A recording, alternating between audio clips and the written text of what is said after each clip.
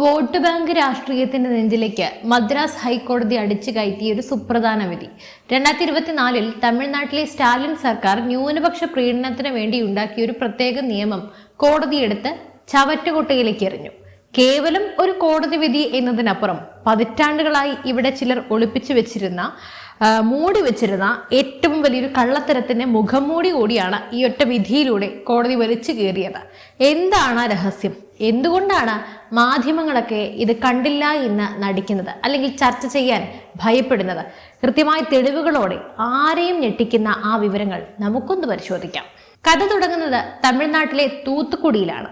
ഒരു സാധാരണക്കാരനായ ഹിന്ദു യുവാവ് ഒരപേക്ഷയുമായി അധികാരികളെ സമീപിക്കുന്നു. ആ അപേക്ഷ ഇതായിരുന്നു: ഞാൻ ഇസ്ലാം മതം സ്വീകരിച്ചു, അതുകൊണ്ട് എനിക്ക് മുസ്ലിം സമുദായത്തിലെ ലബ്ബായ് വിഭാഗത്തിൽപ്പെട്ട ആളാണെന്ന രീതിയിലുള്ള ജാതി സർട്ടിഫിക്കറ്റ് വേണം. നമ്മുടെ ഭരണഘടന അനുസരിച്ച് ഏതൊരു വ്യക്തിക്കും ഏത് മതവും സ്വീകരിക്കാനുള്ള സ്വാതന്ത്ര്യമുണ്ട്. അതുകൊണ്ട് തന്നെ മതം മാറിയതിൽ ആർക്കും എതിർപ്പില്ലായിരുന്നു. എന്നാൽ മതം മാറിയതിന് പിന്നാലെ തനിക്ക് മുസ്ലിങ്ങളിലെ പിന്നാക്ക ജാതി പദവി വേണമെന്നും അതുവഴി സർക്കാർ ജോലികളിലും വിദ്യാഭ്യാസത്തിലും എല്ലാം സംവരണം വേണമെന്നുള്ള ഈ യുവാവിന്റെ ആവശ്യം പ്രാദേശിക തഹസിൽദാർ നിരാകരിച്ചു. തഹസിൽദാർ കൈമലർത്തിയതോടെ ഈ യുവാവ് നേരെ മദ്രാസ് ഹൈക്കോടതിയുടെ മധുര ബെഞ്ചിനെ സമീപിക്കുകയാണ് ചെയ്തത്. അവിടെയാണ് യഥാർത്ഥ ട്വിസ്റ്റ് ആരംഭിക്കുന്നത്. സ്റ്റാലിൻ സർക്കാർ 2024 ഒരു പ്രത്യേക ഉത്തരവ് ഇറക്കിയിരുന്നു. ഹിന്ദു മതത്തിൽ OBC, MBC അല്ലെങ്കിൽ ദളിത് വിഭാഗത്തിൽ ഇരുന്ന് സംവരണ ആനുകൂല്യങ്ങൾ അനുഭവിച്ചിരുന്നവർ ഇസ്ലാം മതത്തിലേക്ക് മാറിയാലും അവർക്ക് മുസ്ലിം OBC വിഭാഗത്തിന്റെ ആനുകൂല്യങ്ങൾ തുടർന്നും നൽകാം എന്നതായിരുന്നു ആ ഉത്തരവ്. വോട്ട് ബാങ്ക് ലക്ഷ്യമിട്ടുള്ള കൃത്യമായൊരു നീക്കം. അത് ഏതൊരാൾക്കും കണ്ടാൽ മനസ്സിലാകും. എന്നാൽ justice GR Swaminathan, justice PB Balaji എന്നിവരടങ്ങിയ ഡിവിഷൻ ബെഞ്ച് ഈ ഉത്തരവിനെ പൂർണ്ണമായും റദ്ദാക്കിക്കൊണ്ട് പ്രഖ്യാപിച്ചു, ഇത് ഭരണഘടനാ വിരുദ്ധമാണ്. കോടതി ഈ വിധി പ്രസ്താവിക്കുമ്പോൾ ചരിത്രപരമായ ചില കാര്യങ്ങളാണ് ഓർമ്മിപ്പിക്കുക കൂടി ചെയ്തത്. 1951 മദ്രാസ് ഹൈക്കോടതിയുടെ തന്നെ ഒരു സുപ്രധാന വിധി കോടതി ഉയർത്തിക്കാട്ടി. ഹിന്ദുമതത്തിൽ നിന്നും ഇസ്ലാമിലേക്ക് പരിവർത്തനം ചെയ്യുന്ന ഒരാൾ വെറുമൊരു മുസ്ലിം മാത്രമായിരിക്കും. അയാളുടെ പഴയ ജാതിയുടെ അടിസ്ഥാനത്തിലോ അല്ലെങ്കിൽ മുസ്ലിം സമൂഹത്തിലെ പ്രത്യേക വിഭാഗങ്ങളുടെ അടിസ്ഥാനത്തിലോ അയാൾക്ക് സാമൂഹിക പദവിയോ ജാതി ആനുകൂല്യങ്ങളോ ഒന്നും ആവശ്യപ്പെടാൻ കഴിയില്ല. ഈ തത്വം സുപ്രീം കോടതിയും പലതവണ ശരിവച്ചിട്ടുള്ളതാണ്. ഇവിടെയാണ് കോടതി ഏറ്റവും മാരകമായ ഒരു ആയുധം പുറത്തെടുക്കുക കൂടി ചെയ്തത്. കോടതി തങ്ങളുടെ വിധിന്യായത്തിൽ വിശുദ്ധ ഖുർആൻ വാചകങ്ങൾ നേരിട്ട് ഉദ്ധരിക്കുക കൂടി ചെയ്തു. ഇസ്ലാം മതം എന്നത് പൂർണ്ണമായി സമത്വത്തിന്റെയും സാമൂഹിക നീതിയുടെയും സന്ദേശമാണ് നൽകുന്നത്. അവിടെ എല്ലാവരും തുല്യരാണ്. അങ്ങനെ ഒരു അവസരത്തിൽ ഇസ്ലാം മതം സ്വീകരിക്കുന്ന ഒരാൾ തനിക്ക് അതിനുള്ളിലെ ഒരു പ്രത്യേക പിന്നാക്ക ജാതി പദവി കൂടി വേണമെന്നൊക്കെ വാശി പിടിക്കുന്നത് ഒരു തരത്തിലും ന്യായീകരിക്കാനാവില്ല. ഇസ്ലാമിന്റെ തന്നെ അടിസ്ഥാന പ്രമാണങ്ങൾക്ക് അത് വിരുദ്ധമല്ലേ എന്നും കോടതി ചോദിക്കുന്നു. ചുരുക്കി പറഞ്ഞാൽ, ഞങ്ങളുടെ മതത്തിൽ ജാതിയില്ല, എല്ലാവരും തുല്യരാണ് എന്ന് പുറമേ പറയുകയും സംവരണം വാങ്ങാൻ വേണ്ടി മാത്രം ഞങ്ങൾ ജാതിപരമായി പിന്നാക്കക്കാരാണ് എന്ന് വാദിക്കുകയും ചെയ്യുന്നത് ഇരട്ടത്താപ്പിന്റെ നെഞ്ചത്തെറ്റ കനത്ത പ്രഹരമാണ്. അതാണ് ഈ വിധി. നമ്മുടെ നാട്ടിലെ പല ബുദ്ധിജീവികളും ന്യൂനപക്ഷ നേതാക്കളും ഒക്കെ എപ്പോഴും പറയുന്ന ഒരു കാര്യമുണ്ട്: ജാതി വ്യവസ്ഥ ഹിന്ദുക്കളുടെ മാത്രം ശാപമാണെന്ന്. ഇസ്ലാമിൽ എല്ലാവരും സഹോദരങ്ങളാണ്, തുല്യരാണ് എന്ന്. എന്നാൽ സോഷ്യോളജിക്കൽ പഠനങ്ങളും യഥാർത്ഥ വസ്തുതകളും പരിശോധിച്ചാൽ ഇതിന് പിന്നിലെ സത്യം പുറത്തു വരും. സിദ്ധാന്തപരമായി ഇസ്ലാം സമത്വം പഠിപ്പിക്കുന്നുണ്ട് എങ്കിലും ഇന്ത്യ ഉൾപ്പെടെയുള്ള ദക്ഷിണേഷ്യൻ രാജ്യങ്ങളിൽ മുസ്ലിം സമൂഹത്തിനിടയിൽ വളരെ ശക്തമായ ജാതി വ്യവസ്ഥയും സാമൂഹിക ശ്രേണിയും നിലനിൽക്കുന്നുണ്ട്. പല സർക്കാർ റിപ്പോർട്ടുകളും സാമൂഹിക പഠനങ്ങളും വ്യക്തമാക്കുന്നത് അനുസരിച്ച് ഇന്ത്യൻ മുസ്ലിം സമൂഹത്തെ പ്രധാനമായും 3 വലിയ വിഭാഗങ്ങളായി തിരിക്കാമെന്നാണ്. ഒന്നാമത്തേത് അഷ്റഫ് വിഭാഗമാണ്. അതായത് മുസ്ലിങ്ങളുടെ സവർണർ. ഇവരാണ് മുസ്ലിം സമൂഹത്തിലെ ഉയർന്ന സാമൂഹിക പദവി അലങ്കരിക്കുന്നത്. തങ്ങൾ അറബ്, പേർഷ്യൻ, അഫ്ഗാൻ അല്ലെങ്കിൽ മധ്യേഷ്യൻ വംശപരമ്പരയിൽപ്പെട്ടവരാണെന്ന് ഇവർ സ്വയം അവകാശപ്പെടുന്നു. ഉദാഹരണത്തിന് സയ്യിദ്, ഷെയ്ഖ്, പത്താൻ, മുഗൾ തുടങ്ങിയ വലിയ പേരുകളൊക്കെ ഈ വിഭാഗത്തിലാണ് വരുന്നത്. സവർണൻ. ഇനി ഇവർ പരമ്പരാഗതമായി അധികാരവും ഭൂമിയും കൈയാളിയിരുന്നവരാണ്. ഇനി രണ്ടാമത്തേത് അജ്ലാഫ് വിഭാഗമാണ്. അതായത് പിന്നാക്ക മുസ്ലിങ്ങൾ. ഇവർ പരമ്പരാഗതമായി വിവിധ തൊഴിലുകളിൽ ഏർപ്പെട്ടിരുന്ന സാധാരണക്കാരായ മുസ്ലിങ്ങളാണ്. ഹിന്ദു മതത്തിലെ OBC വിഭാഗത്തിന് തുല്യമായ പദവിയാണ് ഇവർക്ക് സമൂഹത്തിലുള്ളത്.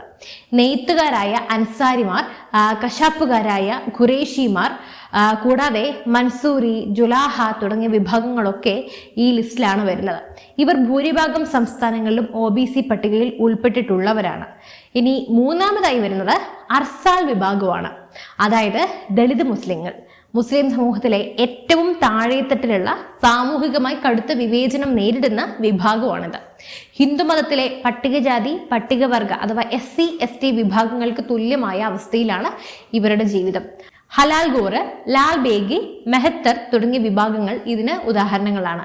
ഇവർ നേരിടുന്ന വിവേചനം പലപ്പോഴും മുഖ്യധാരയിൽ ആരും ചർച്ച ചെയ്യാറില്ല. ഇവിടെയാണ് നമ്മൾ പസ്മന്ത എന്ന വാക്ക് പ്രത്യേകം മനസ്സിലാക്കേണ്ടത്. പസ്മന്ത എന്നത് ഒരു ജാതിയല്ല, മറിച്ച് പേർഷ്യൻ ഭാഷയിൽ പിന്നിലാക്കപ്പെട്ടവർ അല്ലെങ്കിൽ അടിച്ചമർത്തപ്പെട്ടവർ എന്നാണ് അർത്ഥം. നമ്മൾ നേരത്തെ പറഞ്ഞ പിന്നാക്കക്കാരായ അജ്ലാഫ് വിഭാഗത്തെയും ദളിതരായ അർസാൽ വിഭാഗത്തെയും ഒന്നിച്ചു ചേർത്താണ് പസ്മന്ത മുസ്ലിങ്ങൾ എന്ന് വിളിക്കുന്നത്. ഇനി നിങ്ങൾ കേൾക്കാൻ പോകുന്നത് ഇന്ത്യയിലെ മുസ്ലിം ജനസംഖ്യയുടെ കണ്ണു തുറപ്പിക്കുന്ന ചില ഏകദേശ കണക്കുകളാണ്.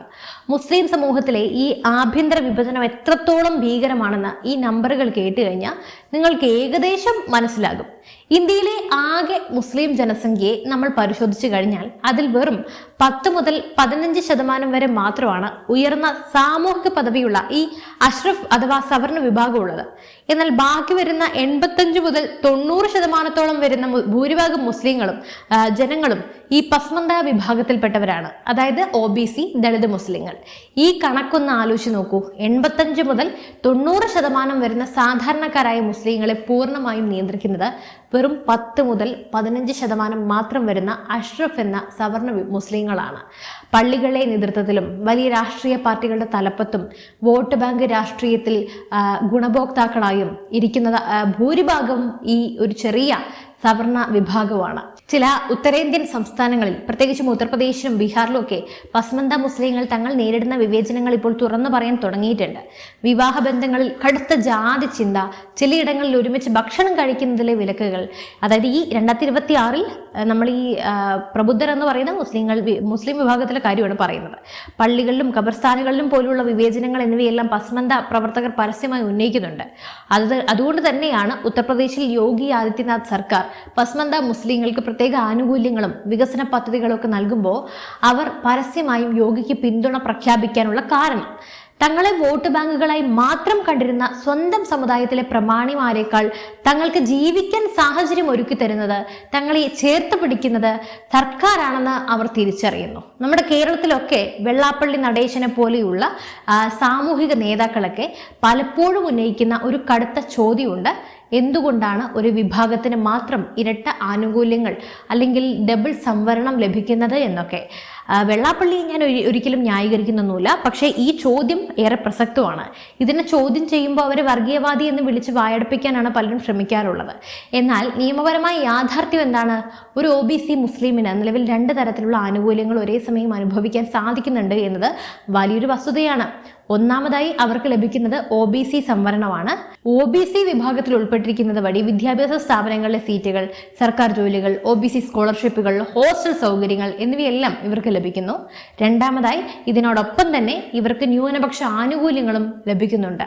മുസ്ലിം എന്ന ന്യൂനപക്ഷ മതത്തിൽപ്പെട്ടതുകൊണ്ട് ന്യൂനപക്ഷ മന്ത്രാലയത്തിന്റെ പ്രത്യേക സ്കോളർഷിപ്പുകൾ, നൈപുണ്യ വികസന പദ്ധതികൾ, കൂടാതെ ന്യൂനപക്ഷ ധനകാര്യ കോർപ്പറേഷന്റെ കുറഞ്ഞ പലിശയ്ക്കുള്ള വായ്പകൾ എന്നിവയെല്ലാം ഇവർക്ക് ഒരേ സമയം ലഭിക്കുന്നുണ്ട്.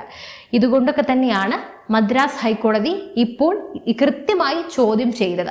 ഒരു ഹിന്ദു യുവാവ് മതം മാറി മുസ്ലിം ആകുമ്പോൾ അയാൾക്ക് ന്യൂനപക്ഷ ആനുകൂല്യങ്ങൾക്ക് അർഹത ഉണ്ടായിരിക്കാം. എന്നാൽ അതോടൊപ്പം തന്നെ ഈ മുസ്ലിങ്ങളിലെ ഒരു പ്രത്യേക ജാതിയുടെ സർട്ടിഫിക്കറ്റ് അതും വാങ്ങി OBC സംവരണവും കൂടി ഒരുമിച്ച് തട്ടിയെടുക്കാൻ നോക്കുന്നത് ശുദ്ധമായ നിയമലംഘനമാണ് എന്ന് പറഞ്ഞിരിക്കുന്നത്. എന്തായാലും ഈ കാര്യത്തിൽ നിങ്ങൾ എങ്ങനെ നോക്കിക്കാണുന്നു? നിങ്ങളുടെ അഭിപ്രായങ്ങൾ തീർച്ചയായും താഴെ കമന്റ് ബോക്സിൽ രേഖപ്പെടുത്തൂ. മറ്റു വിഷയമായി വീണ്ടും എത്തും വരെ നന്ദി.